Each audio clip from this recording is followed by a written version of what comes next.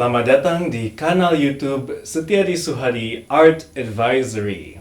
Menyongsong syukuran terbitnya buku tembang puitik Trisuci Kamal yang akan dirilis di kanal YouTube ini pada hari Kartini 2021, kami merilis rekaman salah satu siklus tembang puitik Ibu Trisuci yang bertajuk In Memoriam dalam nukilan montase garapan Aditya Setiadi. Talkshow kali ini akan membahas behind the scene-nya dan suka duka mengerjakan tembang puitik Trisuci Kamal. Nah, jadi kita ada beberapa pertanyaan ya, Adit. Iya. Salah satunya adalah apa latar belakang penerbitan rekaman ini? In Memoriam itu adalah salah satu siklus tembang puitik yang dikarang oleh Ibu Trisuci ya. Kami di sini biasa memanggil beliau dengan sebutan Tante Titi. Ya. Jadi di dalam karya-karya tembang puitik Tante Titi itu ada satu siklus art song ya, art song cycle. Mungkin Hasim bisa menjelaskan apa itu art song cycle? Art song cycle itu pada umumnya kumpulan tembang puitik ya di dalam satu koleksi. Dan biasanya dalam satu koleksi ini ada sebuah tema. Dan di tiap lagu itu ada kaitannya dengan tema yang ada di judul ini. Saling gitu. berkaitan ya. Saling berkaitan, betul. Dan memang sejarah dari tembang puitik memang sudah datang dari zaman romantik di Eropa. Romantik Eropa ya Tante. Iya. Tante sendiri lebih senang menyebut karya Tante itu tembang puitik atau art songs ya, dibandingkan dengan seriosa ya Tante ya. Ya, betul. Kenapa tuh Tante, bisa dijelaskan nggak Tante?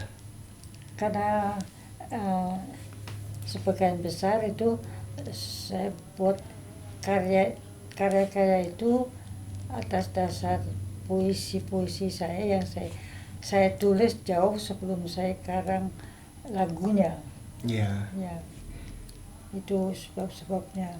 Dan lagunya saya merasakan baru beberapa tahun kemudian sangat ingin mengena di hati. Puisinya atau apa Puisinya. ya? Puisinya ya. Puisinya jadi lebih hidup beberapa tahun kemudian. Bikin Tante membuat puisi dari tahun 50-an kan ya Tante ya. Ada. Tapi ternyata baru terasa keindahannya itu tahun 2000 ya. Mungkin kan Tante bikin 2000. tembang puitik, siklus tembang puitik kan tahun 2000 ya. Tahun 2000. Kalau saya pikir sendiri itu saya buat dalam 1 bulan begitu banyak lagu. Iya, dalam 1 bulan. Kami juga melihat, saya dan Hasim ya, melihat bahwa jarak antar Tante bikin periode 1999 sampai 2000 ya. Itu jarak antar bulannya juga sangat dekat gitu ya. Jadi sepertinya sedang ada suatu luapan emosi tersendiri ya Waktu itu Tante. bulan puasa ya, 2000 ya. 2000 ya. Lagi bulan puasa jadi muncul inspirasi ya Tante ya. Ya. Saya kerjanya malam waktu itu. Kerjanya malam ya Tante ya. Menjelang sahur ya. Menjelang sahur. Oke, jadi semacam meditasi juga ya Tante ya. Ya. Jadi mungkin mungkin kita bisa minta Adit untuk menjelaskan ide di balik montase dan video klip ini. Iya, justru itu karena karya ini kan karya Ibu Trisuci ini ya sangat personal ya. Puisi-puisinya itu, sajak syairnya, syair lagu-lagunya itu diambil dari puisi-puisi yang beliau sendiri tulis. Puisi-puisi tersebut merupakan suatu reaksi terhadap suatu momentum penting di dalam kehidupannya Tante ya. Nah, oleh karena itu di sini saya ingin mengambil satu dari sekian banyak song cycle ya.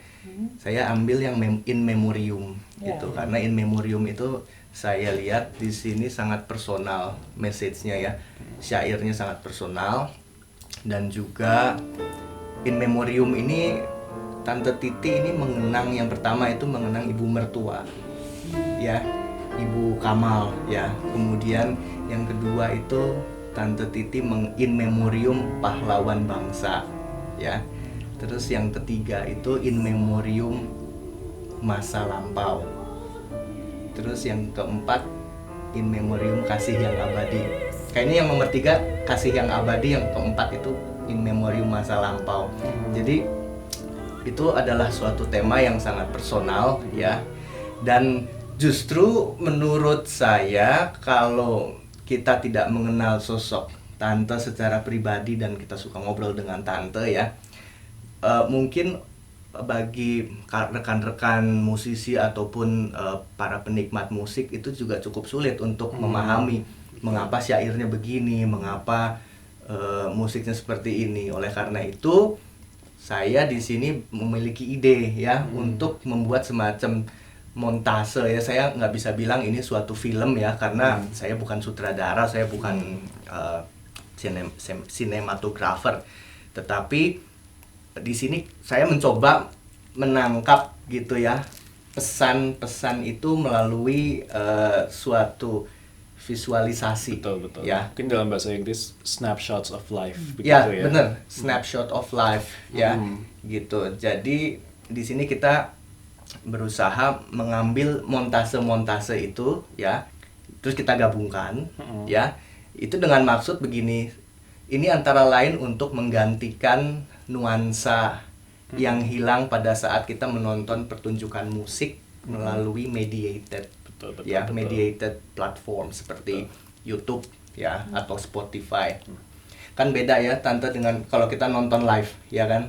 Kalau nonton live itu kan ada segi-segi akustik yang bisa membuat musik itu semakin masuk ke raga kita ya. Betul. Visceral gitu. Tapi nah kalau ini kita ganti dengan tampilan visual gitu karena ini mediated ya gitu. Dan juga untuk montase ini kita menggunakan rekaman yang lama ya, yang dinyanyikan oleh Ibu Binu dan juga pianisnya adalah Adi Simbolon. Iya, betul Mungkin sekali. Tante pernah nonton mereka kan waktu di Ya, Erasmus ya, Voice. ya. Dan itu kan kita juga merekam lagu yang sama dengan penyanyi yang baru juga kan, dimana saya yang jadi pianisnya.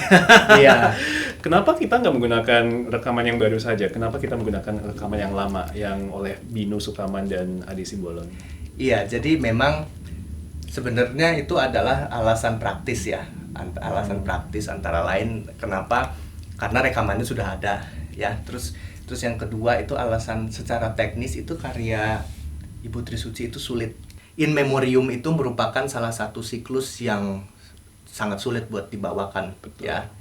Karena tuntutannya tuh sangat tinggi baik secara kedalaman ya maupun teknik ya dan juga insight di dalam musiknya sendiri. Dan ini menjadi salah satu alasan mengapa kita mengangkat lagu ini. Iya, untuk betul. dijadikan montase. Betul.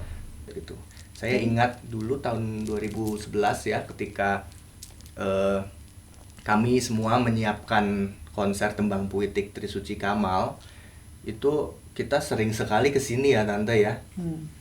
Ya waktu itu disupervise langsung oleh Tante Titi. Kemudian Tante Titi juga banyak sekali membuat revisi-revisi di dalam skor ya. Yang kemudian revisi tersebut kita pakai untuk dalam buku ya gitu. Dan juga yang membuat pengalaman ini unik adalah ada sedikit kayak the role of the composer itu memberikan kayak suatu pandangan yang baru juga ya. Soalnya ada kolaborasi juga antara pemain dan juga komposer. Betul. Jadi Tante Titi memang betul-betul kehadiran Tante itu betul-betul sangat berharga sekali dalam kemajuan tembang puitik Indonesia. Hal terakhir itu karena memang pada umumnya ini in memoriam ini sebenarnya menurut saya merangkum semua dari semua nafas roh dari tembang puitik Tante Titi ya. Tante Titi kan menangkap kenangan begitu kan. Iya. Dan tema kenangan itu tema yang sangat powerful. Tema yang sangat powerful. Iya, bahkan dari zamannya Beethoven itu sudah ada. Iya. Memory and how it changes everything, our perception begitu. Perceptionnya Tante Titi waktu Tante Titi masih muda dan bahkan sekarang begitu. Dan juga persepsi kita terhadap lagu ini melalui lensanya Tante Titi. Ya. Dan itu iringan pianonya juga tidak mudah ya. Tidak mudah sama sekali. Iringan pianonya memang sangat tidak mudah, Tante. Iya. Hasim ini dia sight readingnya jago banget, tapi tetap harus nggak bisa ya, nggak bisa langsung kayak ya harus betul-betul dilatih. Tapi terus terang memang kalau kita mempelajari karya Ibu Trisuci ya, kita awalnya dalam proses mempelajari, pada saat proses tersebut merasa kok lagunya nggak dapat, terus kok harmoninya begini kan, dan lain sebagainya ya, karena sulit. Tetapi ketika sudah jadi itu abadi ya. Betul sekali. Makanya saya kebetulan senang sekali antara lain ya, rekaman Ibu Binu dan Ibu Adis ya. Ya. Itu menurut saya intensitas emosinya itu benar-benar bisa menerjemahkan apa yang Ya. Tante Titi inginkan di dalam musik itu gitu. Ya, itulah saya harapkan tiap penyanyi dan pianis yang mengiringi dapat itu intinya dari lagu itu, bisa mengeluarkan emosi dari lagu tersebut ya. Core-nya ya Tante ya. Ya. Core-nya ya. Oke. Sebab saya sendiri kadang-kadang setelah dengar dinyanyikan, dimainkan oleh para pianis, saya sendiri heran, Heran ya Tante ya. kok bisa gitu. Padahal waktu saya tulis itu just it comes out like that ya. Iya Tante. Dan itu Tante langsung menulis, nggak dicoba di piano ya, jadi langsung tulis di meja tulis, di meja tulis dan sketsa. Jadi semuanya ada di dalam ini ya Tante ya. di dalam otak. Di dalam otak. Kalau saya sih nggak kebayang ya, kita kompos musik terus kayak nggak ada piano, kita kan kadang-kadang pengen nyoba ya, chord ini enak gak ya gitu. Betul. Kadang-kadang kita pengen gitu ya. Iya. Malah kalau kita coba-coba malah nyasar. Oh iya, berarti kalau dicoba-coba malah nyasar ya. Nyasar terus kita kok gini, mau coba lagi lah yang jadi nggak karuan. Oh iya benar juga sih, benar. Itu tips yang sangat hebat untuk para komposer muda terutama ya. Coba mungkin, apalagi di tengah teknologi sekarang ya, tinggal pakai software gitu ya. Coba bikin tulis tanpa ada bantuan apapun, bisa nggak tuh? Ya benar itu, kalau kita punya konsep ya, kita coba-coba di piano atau di mana itu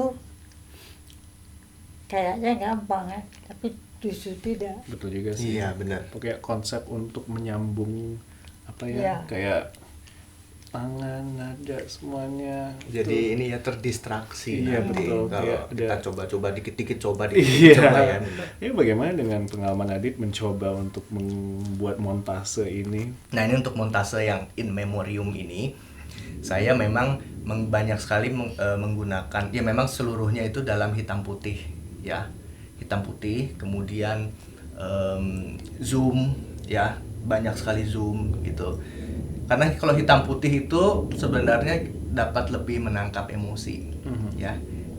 Itu suatu visual ya, baik dalam fotografi ya. Kalau hitam putih itu kita lebih bisa heighten the emotion ya gitu. Jadi kita bisa langsung lihat tanpa harus terdistraksi dengan color yang lain ya. Kalau monokrom kan lebih jelas, lebih tegas kan. Ini semua menceritakan tentang kenangan masa lampau ya. Saya banyak pakai, untuk cut-nya saya pakai banyak sekali, pakai dissolve cut ya. Dissolve cut itu kan dia kayak apa ya, semacam menandakan passage of time ya, lorong waktu. Ini saya ingin ada intimacy ya. Jadi ini semacam documentary like, saya nggak bisa bilang ini kayak cinema verite atau apa ya, tapi ini semacam apa, close, jadi ada up close and personal, Ya, betul. Saya nggak pakai gimbal, itu jadi banyak sekali yang shaky gitu ya. Ya. Somehow kalau shaky itu justru ada intimacy gitu di situ ya. Kalau bagi saya ya, itu lebih ada nggak ngerti kan? Betul, jadi kayak badan kita gemetaran begitu kan. Ada anxiety-nya. Iya, betul, ada anxiety. Anxiety-nya, Exactly. terus kemudian ada kita berada di jarak intim dengan beliau gitu kan. Jadi secara visual juga begitu, dan saya banyak juga pakai itu di beberapa scene yang memang ketika emosi sedang memuncak itu saya sengaja ada yang saya bikin long shot tapi dengan ada sedikit awkward di situ. Justru kalau kita yang nonton mungkin saya ingin bikin itu jadi ada perasaan awkward gitu ketika nonton, dan itu yang ingin saya sampaikan juga kepada penonton itu, bahwa memang pesannya itu seperti itu gitu. Itulah yang dirasakan oleh Tante Titi ketika di lirik yang bagian itu gitu loh. Jadi banyaklah itu aspek-aspek kayak gitu yang sebenarnya saya pikirkan gitu loh begitu. Walaupun pada saat eksekusinya mungkin belum, tentunya tidak sempurna ya gitu. Gitu jadinya. Dan Tapi saya pasti hasilnya sangat memuaskan. hasilnya sangat memuaskan. Soalnya saya udah lihat sendiri. Ya, Hasim sendiri menjadi modelnya, justru saya mau tanya bagaimana. Kalau Tante Titi mungkin para penonton sekalian menyaksikan In Memoriam itu mungkin terkesan ya, Tante Titi kok bisa berakting gitu kan Tante ya. Tapi saya lihat dari foto-foto Tante tahun 60-an di Roma ya, Tante Titi itu udah kayak model dulu ya. Udah sering banyak foto-foto portraiture, terus kemudian ada kaca nih. Tante Titi muda ya, Tante Titi di sini yang difoto tuh kacanya, tapi jadi dapet tuh dari belakang sama dari depan gitu. Gitu. Itu kan ada sense estetik sendiri gitu sampai bisa bikin seperti itu ya Tante ya. Ya. Tante seneng difoto ya dulu ya. Juga Ini namanya foto-foto tante di Iya, belakang. foto-foto. Kalau dia penasaran. ah, Gitu. Ya kalau Hasim sendiri gimana pengalamannya coba? Maksudnya kaget juga sih ketika diminta untuk menjadi salah satu sosok idamanya Tante Titi pada zaman dulu begitu. Soalnya kan Tante pernah cerita tentang bagaimana dulu Tante sempat dekat sama berbagai macam lelaki pada zaman dulunya. Senang ya Tante zaman dulu. Dan menjadi sebuah kehormatan juga sih menjadi bagian dari kehidupan Tante dengan memainkan sosok ini di video montasenya Adit. Tapi memang Tante Titi itu, saya mendengar cerita ya bahwa Tante Titi itu Dulu cantik banget kan. wah itu bukan cantik lagi, Dewi ya saya rasa ya, Putri Keraton. Terus wah sekolahnya di Roma ya, di Paris, di Amsterdam, di Roma, laki-laki ya semua bertekuk lutut ya. Iya pastinya. Iya nggak Tante tuh? Iya sih. tahu ya.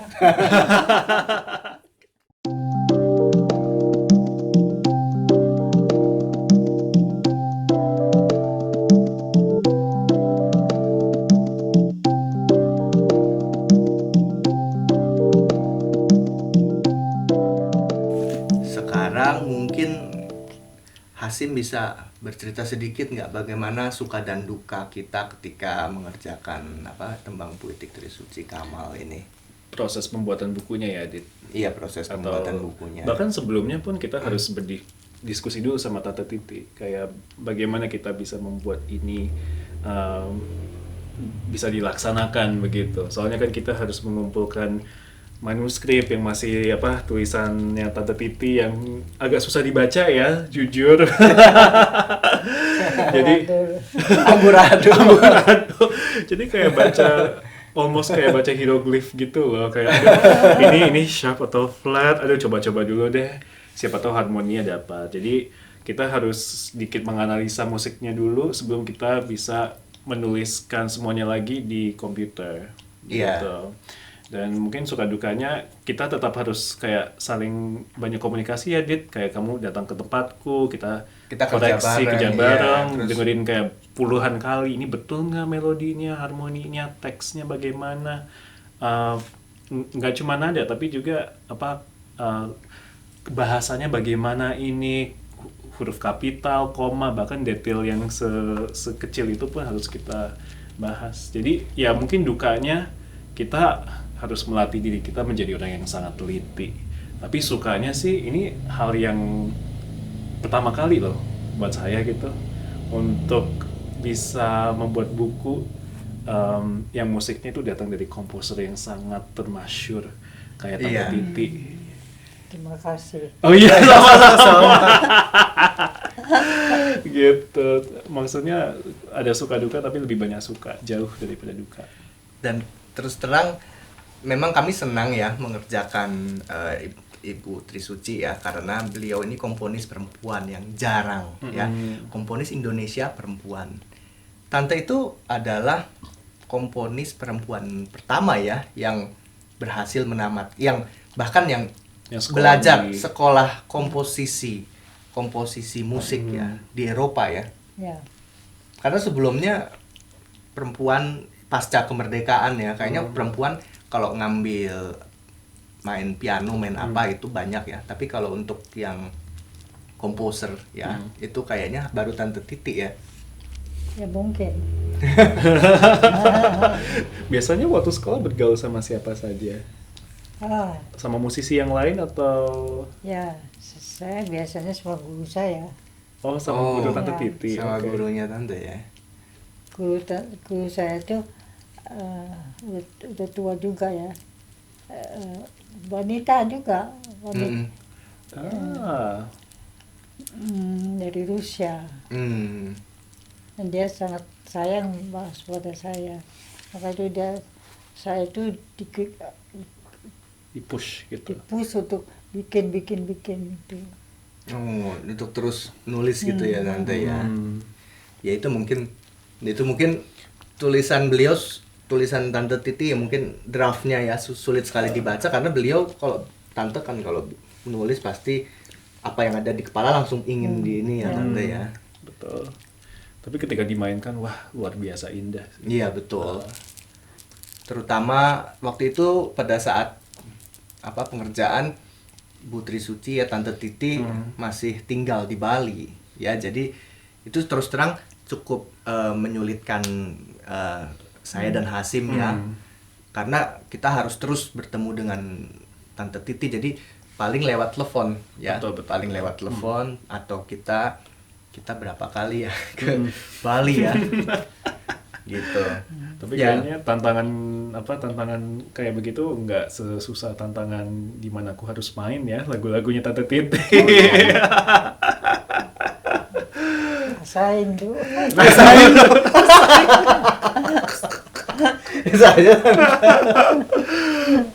Mungkin tapi itu lebih ke sukanya juga, soalnya kan memang saya suka challenge myself gitu, apalagi dengan lagu-lagu kontemporer.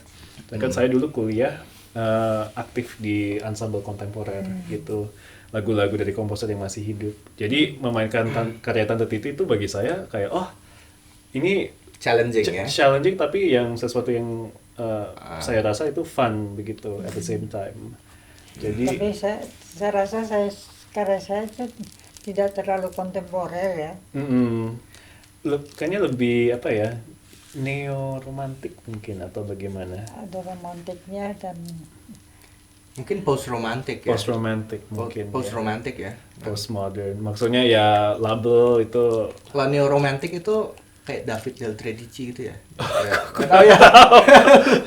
Tapi ya maksudnya mau dikasih label apapun yang penting esensinya itu betul-betul Tante Titi. Iya benar, mengenai pelabelan juga makanya saya sebenarnya juga agak kurang cocok ya, orang mau dilabel komposer ya.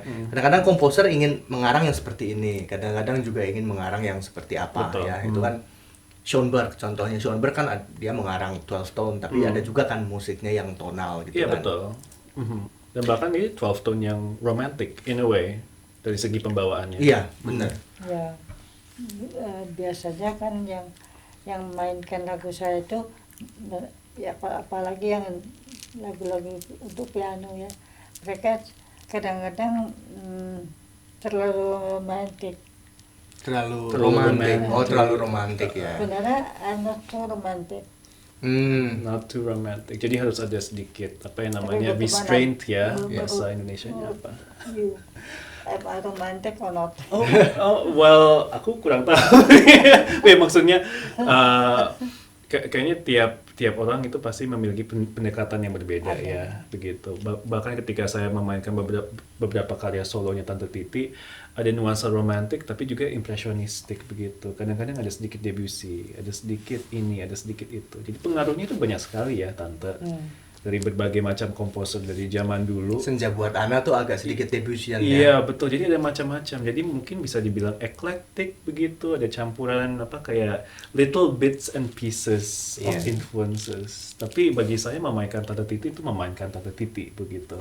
Bukan main Debussy, bukan main Ravel, bukan main apa. Betul-betul main Tante Titi gitu di piano. Iya. Saya jadi ingat siklus tembang puitik Tante Titi juga mengingatkan saya mengenai ini apa namanya drama miniatur ya, kalau Hugo Wolf bilang ya. Drama miniatur tuh jadi sebenarnya kayak compressed opera ya, ala Wagner gitu. Jadi juga Hugo Wolf tuh juga kan sebenarnya agak berjarak tuh dia, bukan yang romantik seperti gimana gitu kan. Dia post romantik kan dia. Ya, jadi agak pendekatannya ya kali ya Tante ya. Ada tidak larut seperti halnya era romantik zaman dulu gitu ya Tante ya. Betul. Ya, ini memang sangat unik ya pengerjaan buku ini, tapi terutama kami sangat berterima kasih ya terhadap banyak sekali sponsor, kemudian dukungan dari kawan-kawan, rekan-rekan musisi sekalian, juga dengan para filantropis ya, para pencinta seni ya, pencinta seni dan pencinta musik.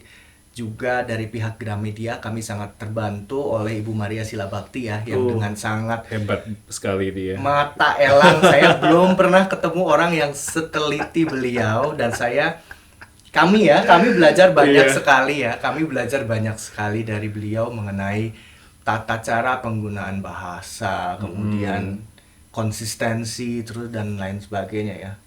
Bahkan beliau itu musisi juga ya? Atau Bahkan beliau musisi. Beliau itu main organ ya, dari Semarang dulu kalau nggak salah hampir satu angkatan dengan konduktor ini Budi Utomo Prabowo ya. betul. Jadi memang sesosok yang sangat mencintai musik. Betul. Ya, sangat respect dengan Tante Trisuci Kamal. Kemudian beliau juga ahli bahasa itu. Iya. Jadi memang Sampai luar biasa. mengoreksi lirik lagu gitu loh. Sampai lirik lagu, sampai strip, kalau pemotongan stripnya Iya, itu betul. ini Suku katanya satu gitu. per suku kata itu per huruf Per huruf. per huruf itu luar biasa. Dan kami sangat senang sekali karena kami belajar banyak dari beliau ya. Iya, betul. Terima kasih sekali pada Adit sama Hazim yang nomor satu gini. Aduh, alhamdulillah. Ya. Terima kasih Tante. Yang mungkin tidak ada orang lain lagi yang seperti mereka yang willingly bantu saya untuk realisir impian saya untuk sebutkan pertemuan politik saya. Iya, kami juga berterima kasih sekali atas keindahan yang sudah Tante bagikan ya kepada Indonesia dan kepada dunia. Ya, baik, di sini kami Setiadi Suhadi Art Advisory mengucapkan terima kasih dan sampai jumpa pada saat acara launching Trisuci Kamal Tembang Puitik pada Hari Kartini tahun 2021. Terima kasih.